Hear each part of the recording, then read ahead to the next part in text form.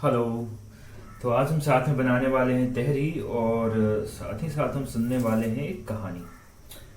आप एक चीज़ बताइए कि क्या अगर आप समाज के नियमों के विरुद्ध चल रहे हैं या उनके साथ नहीं चल रहे हैं तो क्या आप पाप के भागी हैं? ऐसे कई सवालों के साथ एक कहानी लिखी गई।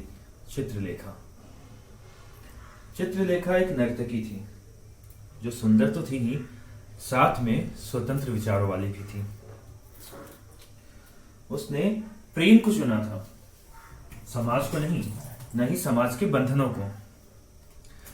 तो इस कहानी के दो और मुख्य पात्र हैं, कुमारगिरी और बीजगुप्त।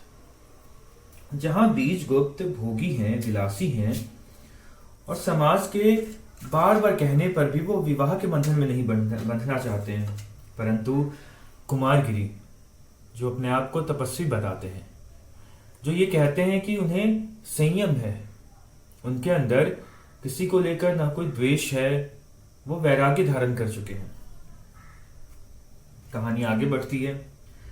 एक महाप्रभु रत्नांबर हैं जिन्होंने अपने दो शिष्यों को कुमारगिरी और बीजगुप्त के पास रखा है। श्वेतांक श्वेतांक को बीजगुप्त के पास रखा गया है ताकि वो सौंदर्य, मदिरा और भोग विलास को महसूस कर पाए। वहीं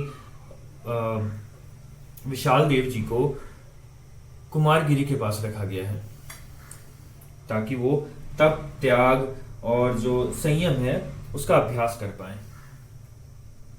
अब कहानी तब एक नया मोड़ लेती है जब एक मिनट हाँ तो कहानी तब एक नया मोड़ लेती है जब एक दिन सभा में चित्रलेखा, सुंदर नर्तकी चित्रलेखा, कुमारगिरी से तर्क करने लगती हैं और उस तर्क में चित्रलेखा अपनी बुद्धि से, अपने तर्कों से कुमारगिरी को परास्त कर देती हैं और पूरी सभा चित्रलेखा की तारीफें करने लगता है, जिससे कुमारगिरी के मन में कहीं ना कहीं एक अजीब सी भावना उत्पन्न होती है कि क्यों न चित्रलेखा को हराया जाए। एक बदले की भावना कह सकते हो आप। इधर चित्रलेखा जीत कर भी कुमारगिरी से हार जाती है। वो कहीं ना कहीं खुद को आकर्षित महसूस करने लगती है कुमारगिरी के लिए। बीजगुप्त को जब यह पता चलता है तो बीजगुप्त और श्वेतांक एक राजकुमारी और उनके पिता के साथ वो काशी चले जाते हैं, जहां पर बाद में उस राजकुमारी के पिता बीजगुप्त से कहते हैं कि वो उस कन्या से विवाह कर ले। और कहीं ना कहीं बीजगुप्त भी ये थोड़ा सा प्रेम करने लगते हैं उस कन्या से, प्रेम कह लो या आकर्षण कह लो। फिर जब विवाह का समय आता है तो बीजगुप्त जी को पता चलता है कि जो उनके शिष्य हैं या अनुज हैं श्वेतांक, वो भी उस कन्या से प्रेम करते हैं। तो फिर बीजगुप्त को अपनी गलती का एहसास होता है और वो अपनी सारी धन संपदा अपने जो अनुज है, जो शिष्य है श्वेतांक, उनको दे देते हैं और वो तय करते हैं कि अब वो भिक्षा की भांति जीवन व्यतीत करेंगे, भिक्षा मांगकर जीवन व्यतीत करेंगे। इधर चित्रलेखा कुमारगिरी के प्रेम में पड़कर या उनके आकर्षण में पड़कर उनकी कुटिया में जाकर रहने लगती है। तो जब वो कुटिया में रहती है तो बार बार कुमारगिरी अपना संयम खो बैठते हैं चित्रलेखा को देखकर, उसके सौंदर्य को देखकर, जो उचित भी था पर शायद एक तपस्वी के लिए नहीं।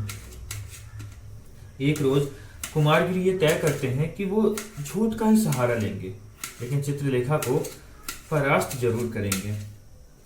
और बातों बातों में मैंने टमाटर तो काट लिया है, ये देखो।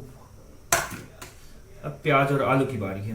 हाँ, तो बात कर रहे थे कि कुमारगिरी ये तय करते हैं कि वो झूठ का सहारा तो लेंगे पर वो परास्त तो जरूर करेंगे चित्रलेखा को। तो वो चित्रलेखा से कहते हैं कि देवी, आप जिनके प्रेम में पड़ी हैं, जिस बीजगुप्त के प्रेम के आप कसीदे पढ़ती हैं, उस बीजगुप्त ने तो विवाह कर लिया है, वो भी किसी राजकुमारी से। अब चित्रलेखा सोचती हैं, बहुत आहत होती हैं कि बीजगुप्त से जिससे वो प्रेम करती थी उन्होंने विवाह कर लिया है, तो अब इस शरीर का क्या, अब इस प्रेम का क्या। तो वो अपना सब कुछ अर्पित कर देती हैं कुमारगिरी को, अपना शरीर, अपना मन, जिससे कुमारगिरी बहुत प्रसन्न हो जाते हैं। परंतु जल्द ही चित्रलेखा को यह आभास होता है कि कुमारगिरी ने उनसे असत्य कहा था। अब उन्हें पश्चाताप होने लगता है कि अब क्या किया जाए। तो वो फिर कुमारगिरी के आश्रम को छोड़कर अपने भवन को आ जाती हैं। पर अब वो भवन में आकर कोई नृत्य सभा नहीं करती। वो अपने भवन में अकेले बैठे रहती हैं, न किसी से मिलना, न किसी से जुलना, न कोई बात, न कोई नृत्य, न कोई संगीत, न कोई भोग, कुछ भी नहीं।